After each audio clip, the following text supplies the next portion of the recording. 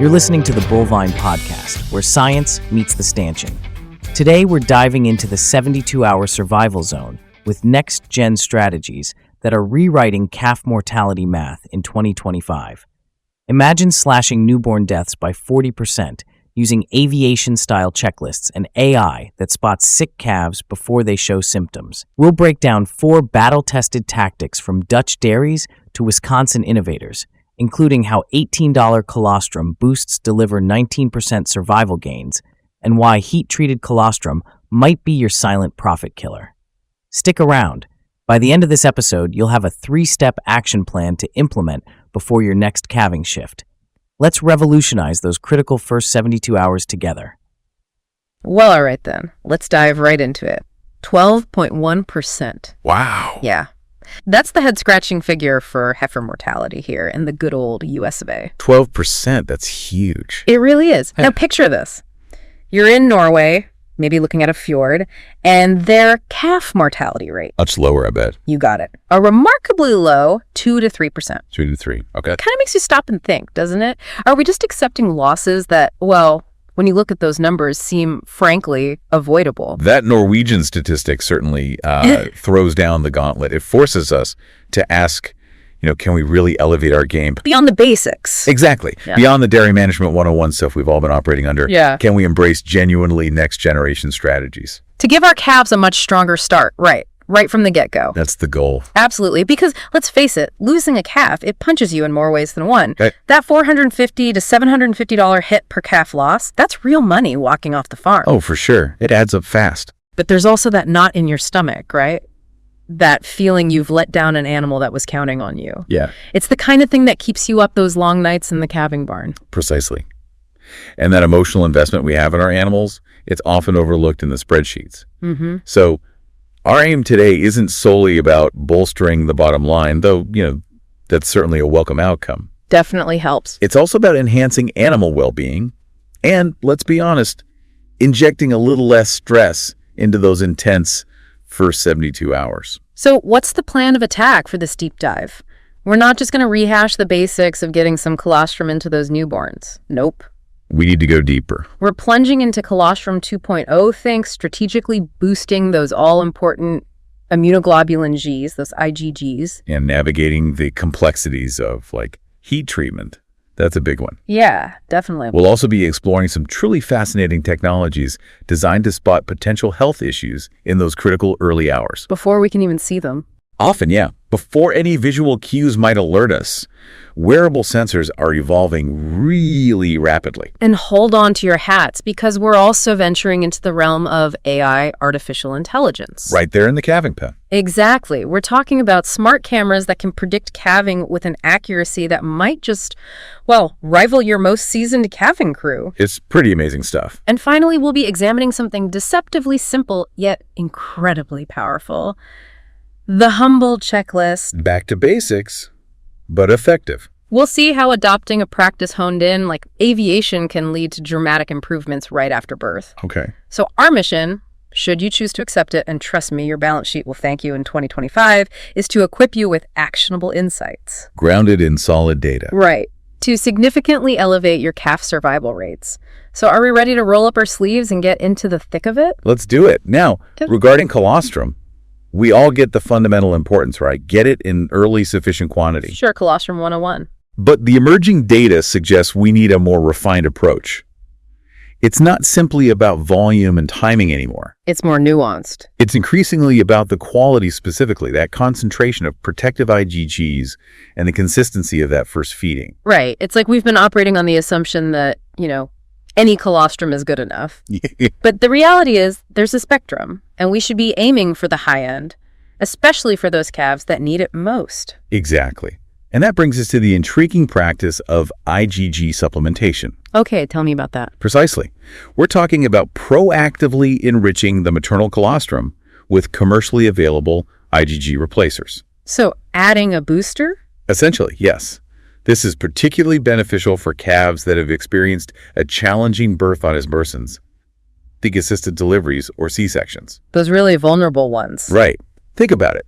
Yeah. These calves are often already at a disadvantage. They might be slower to get up, less vigorous when it comes to nursing effectively on their own. They're starting life already a little behind the 8 ball, so giving them a concentrated dose of antibodies right away just makes intuitive sense. It's like providing an immediate boost to their developing immune system when they need it most. Okay. And the return on investment data here is quite compelling.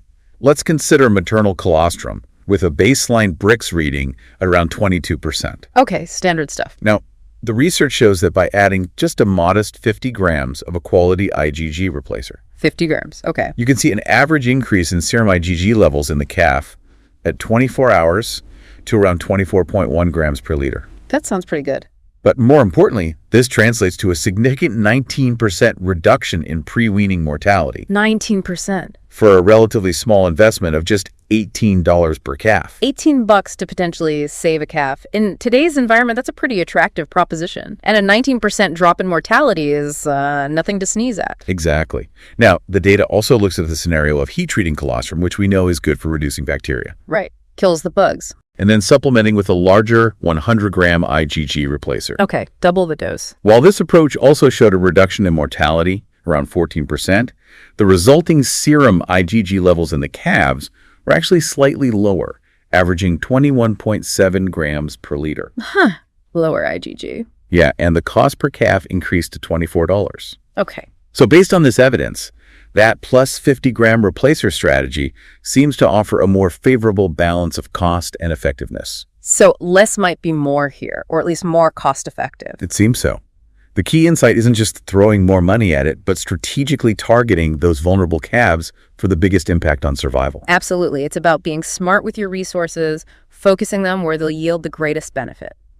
Now, this brings us to that often debated topic of heat treatment. Yes. We get the rationale killing off those harmful bacteria, but there's this counterpoint about potentially damaging the very thing we're trying to preserve, those crucial antibodies. That's a critical point. While heat treatment is indeed effective at reducing the load of pathogenic bacteria, Which is good. a meta-analysis, which, for listeners, is basically a study combining results from lots of other studies for a bigger picture. Gotcha. Yeah. Highlights a potential downside.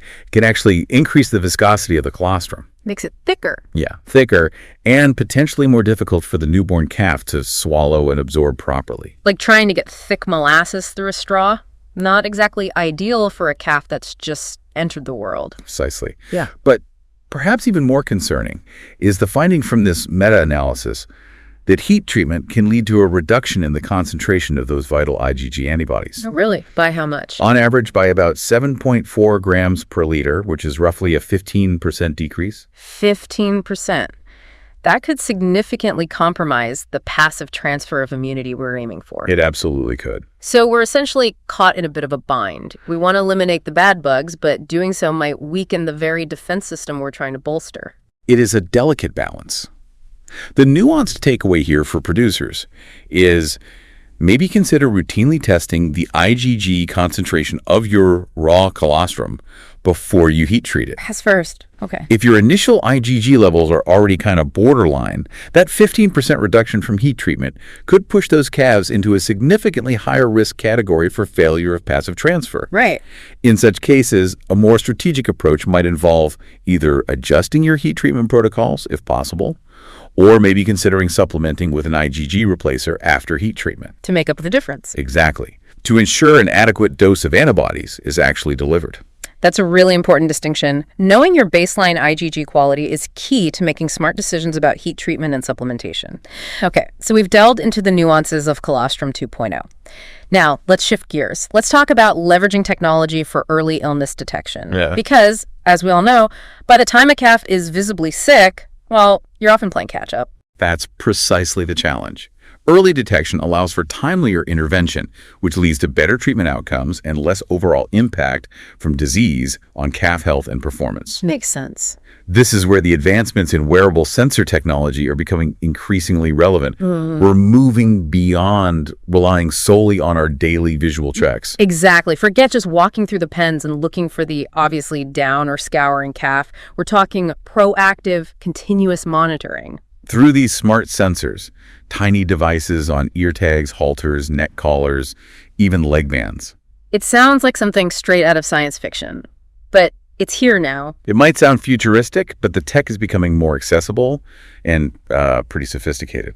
These sensors continuously monitor a range of vital signs and behaviors. Like what specifically? Things like core body temperature, levels of physical activity, patterns of feeding, and even in older calves, rumination patterns. So it's like having a silent, tireless health monitor on every single calf. Pretty much. What's particularly fascinating is that these systems can apparently detect subtle deviations from normal baselines that our human eyes might totally miss in the early stages. That's the crucial advantage. We might only notice a calf has a reduced appetite when it's already significantly off its feed, right? Yeah, when it's obvious. These sensors can often pick up those initial subtle dips in activity or slight rises in body temp that signal an emerging health challenge. How much earlier are we talking? Sometimes up to 12 hours before clinical signs become apparent to us. That early warning system can be a real game changer. 12 hours. That can make a world of difference in treatment efficacy. You used a great analogy earlier. It's like finding a spark versus a barn fire. Exactly. That early intervention can dramatically alter the course of the illness. And speaking of those physical cues, it sounds like sensor placement is absolutely critical for accuracy, especially temperature. Absolutely. For accurate core body temp readings, the sensor ideally needs to be on the lateral side of the neck. Side of the neck, okay, not the top. Yeah. No. That area gives good skin contact and reflects underlying blood flow, minimizing interference from the hair coat. We heard that story about incorrect placement on top of the neck, leading to false readings. Right, the false deceased reading. A good reminder to, read the instructions and understand the tech. Definitely. Follow the manufacturer's guidelines. So, what about cost? Around $45 per calf for this tech. Yeah, around there. And that might give some producers pause, especially with tight margins. Yeah. But it's essential to weigh that against the average cost of treating a sick calf, which can easily hit $44 or more. And that doesn't even count labor or loss growth. Exactly. So for those higher risk calves born to first calf heifers, difficult calvings, this proactive monitoring can be a very sound financial investment in the long run. Okay, so we're moving from just looking at calves to leveraging tech for deeper physiological insights, being proactive, not reactive. Pretty impressive stuff. It is. Now let's really crank up the futuristic factor and delve into AI in the calving pen. When I first heard about this, I was frankly astounded. It truly represents a paradigm shift in how we can manage calving. Imagine having a tireless, constantly vigilant observer in your calving area. One that doesn't need coffee breaks. Or sleep. That's essentially what artificial intelligence-powered video monitoring systems like Ever.Ag's Maternity Warden offer. So this isn't just a standard security camera we're talking about. No. It has intelligence built in to actually interpret what it's seeing. How does that even work, that sophisticated analysis? These systems use conventional video cameras, sure, but the real magic is in the AI software behind them. This AI has been trained using just massive amounts of video footage. To recognize what? To recognize a specific set of behavioral markers, 17 distinct behaviors, in fact, that strongly indicate a cow is entering the early stages of labor. 17? Like what? Subtle things like changes in tail position, increased restlessness, pacing, the start of abdominal contractions, cues that a human observer, especially overnight or during busy times, might easily miss. Okay. So it uses machine learning trained on tons of data to spot those patterns. Exactly. Yeah. Spotting the subtle signs of calving. And the accuracy, Especially for things 1% in predicting mid-delivery, critical 5 hours rating.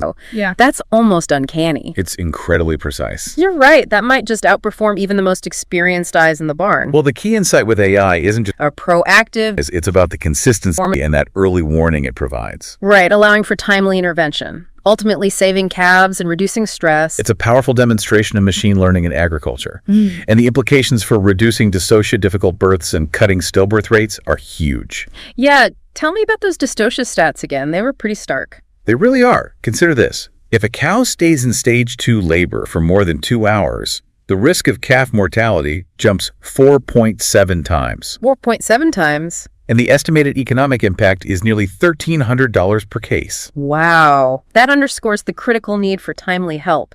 Prolonged labor is bad news all around. And it gets worse. Using a mechanical calf puller increases mortality risk by 3.2 times, costing around $890. And cases of unassisted placental failure, 5.1 times higher risk of calf death, and a cost of about $430. The costs associated with difficult calvings are just substantial. Clearly.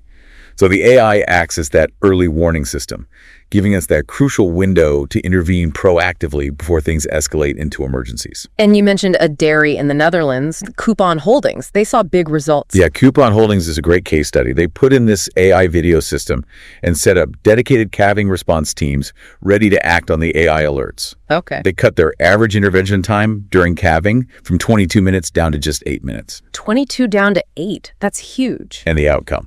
A remarkable 19% jump in their calf survival rate within a single lactation cycle. 19% increase in survival in one season. That's not just tweaking things. That's a major leap forward. Truly transformative improvement in efficiency and animal welfare. Now, you did mention the upfront cost, $15,000 to $25,000 per 100 cows. That's a significant chunk of change from many operations. It is a substantial investment, no doubt. However, an analysis by Wageningen University suggests that for herds with stillbirth rates above 4%, the system could pay for itself in about 14 months. 14 months payback if your stillbirth rate is over 4%. Okay.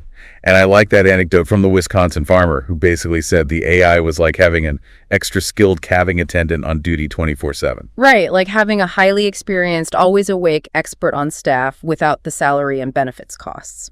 Okay, AI in the calving pen, definitely something to watch. For sure. Now let's pivot to a strategy that's significantly less robotic, but maybe just as impactful. You drew that interesting parallel to airline pilots and checklists. That kind of caught my ear. It might seem like an odd comparison at first, but think about the core principles. Both pilots and farmers managing calving operate in high-stakes situations. Where small mistakes can have big consequences. Exactly. Pilots rely heavily on standardized checklists to make sure every critical step is followed every single time, no matter their experience. Takes the guesswork out. It ensures consistency and cuts the risk of error, especially under pressure. Right. It takes the pressure off relying just on memory, especially during calving season when you're tired and things are hectic. Precisely. Yeah. And look at the findings from Ohio State University's dairy extension. Their research showed that simply providing comprehensive training on best calving management practices, Just training, led to a remarkable 9 percentage point drop in stillbirths from 15.5% down to 6.5%. 9 points just from training. That's a huge impact from education and standard procedures alone. It really is. So if training alone does that, adding consistent checklist use could boost those benefits even more. You outlined 7 key items for a pre-calving checklist. Let's walk through those. Okay. First, it might seem obvious, but it's fundamental. Have a system for accurately tracking due dates and flagging high-risk situations, like twins. No, it's coming. Second, verify the dam's vaccination status, especially for things that protect against calf foot diseases like scours. Third, ensure dry cows get the right dry cow minerals for at least 6 weeks pre-calving. That's crucial for mom's health and colostrum quality. That dry mineral part is so key for setting the stage, ensuring good quality colostrum, right? Absolutely vital. Fourth on the pre-calving checklist, body condition scoring. Interestingly, cows over a 3.5 BCS actually have more calving difficulties. Oh, good to know. So monitor that. Fifth, purely practical. Make sure all your calving equipment is ready, clean, and working. Gloves, lube, calving jack maybe, ropes, navel dip. Nothing worse than scrambling for supplies mid-delivery. What's next? Sixth, regularly check your inventory of emergency meds that might be needed. Don't run out when time is critical. Good point. And finally, seventh, confirm staffing is adequate for supervision and that everyone involved knows your farm's specific calving protocols and is trained up.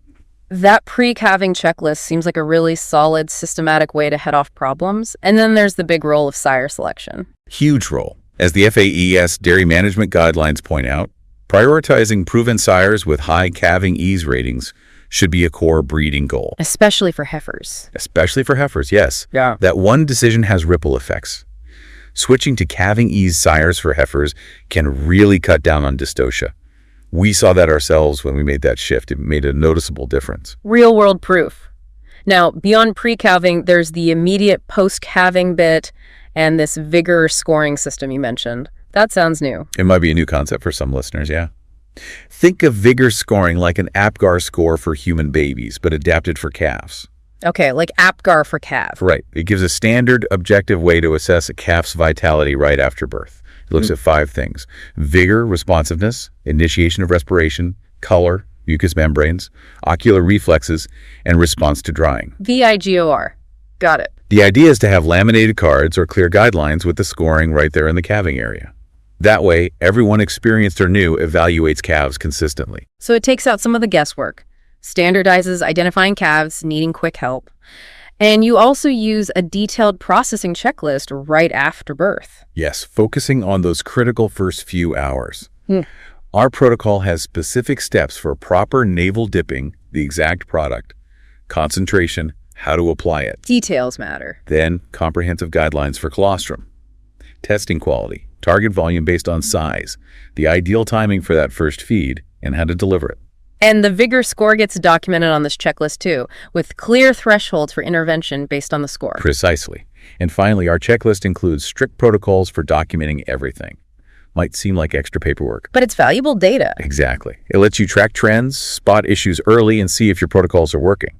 We also brought in really strict 72-hour sterility protocols for all medical gear used on newborns. 72-hour sterility. Yeah. Sounds intense, but it coincided with nearly a 1/3 drop in our overall calf mortality. Wow, a near 1/3 reduction just from checklists and strict sterility.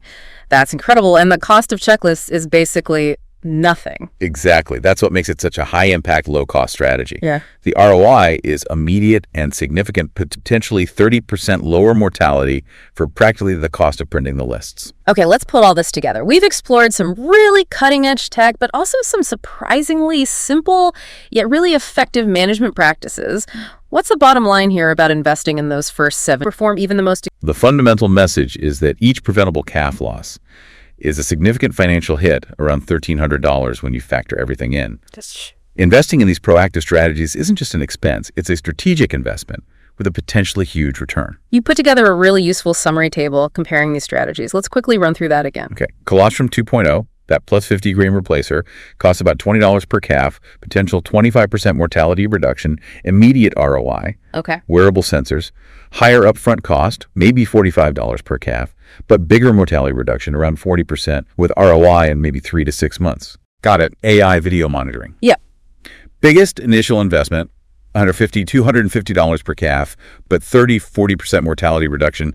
Payback estimated around 14 months if stillbirths are over 4%. Right. And then the power of checklists. Minimal costs, like $5 per calf, delivering maybe a 30% reduction in mortality with immediate ROI. That table makes it crystal clear that immediate ROI on checklists is just hard to ignore. It really stands out. So for a producer listening now, maybe feeling a bit overwhelmed by all this info, what are your top 3 actionable steps they could start with, like today? Okay, first, I'd say prioritize developing and implementing comprehensive calving and newborn processing checklists. If you don't have standard insight with AI, pre- and post-calving care, that's the lowest hanging fruit. Start there. Easiest win. Biggest immediate potential return. Second, set up a system to really track your 72-hour calf mortality rate before you change anything and keep monitoring it closely after. Get that baseline data. You need objective data to measure impact and find areas to improve. And third, once you have some data and try a few things, actually calculate the ROI you're seeing on your farm. Then scale up what works best for you. Solid practical advice. Producers can take that and run with it. Waiting and just accepting current loss rates is basically leaving money on the table every calving season. It really is. The message seems clear. Those first 72 hours are absolutely pivotal. A proactive, data-informed approach can truly revolutionize calving management and calf health. Precisely. The calves that get optimal hair and thrive in those first 2 days, they're the foundation of your future milking herd. Investing in them is a direct investment in your dairy's long-term success and resilience. All right, we've taken a pretty comprehensive deep dive into some fascinating, The consistency. potentially transformative strategies for those critical for 72 hours. We've seen how moving beyond just the basics, By embracing smart colostrum management using early detection tech, exploring AI in the calving pen and harnessing that simple power of checklists, can have a huge impact on calf survival and, ultimately, your farm's bottom line. it's about adopting that proactive mindset, right? Shifting from reacting to problems to actively preventing them. Exactly. And we hope we've given you some valuable insights and practical ideas about which strategies might fit best for your own operation. So here's a final thought to really chew on. What if fundamentally changing our perspective on calf management in those first days? Moving from accepting a certain level of loss, To aggressively striving for near zero losses. What if that unlocks a whole new level of efficiency, productivity, and profitability on our farms that maybe we haven't even fully grasped yet? It's definitely a question worth pondering. The data and the real-world success stories we've talked about certainly paint a compelling picture. The potential for a significant improvement is definitely there. Before we wrap, let's cement these game changers. Colostrum 2.0 isn't optional. 50 grams IgG replacers at $18, calf cut deaths 19%. Neck sensors beat human eyes, detecting illness 12 hours sooner for $45 ROI in 6 months. Checklists are your cheapest win. Standardizing protocols slashes deaths 30% at 5-year calf. If this episode lit up your barn lights, do us a solid, hit subscribe, and share it with one dairy colleague who needs these stats. We want to hear your implementation wins. Tag us at The Bullvine on social at The Bullvine. Next week, we're exposing the methane math behind carbon credits. Can you really net $225 per cow while cutting emissions? The numbers will shock you. Until then, keep milking the data, not just the cows. Thank you for joining us with the Bullvine Podcast, where tomorrow's dairy gets built today.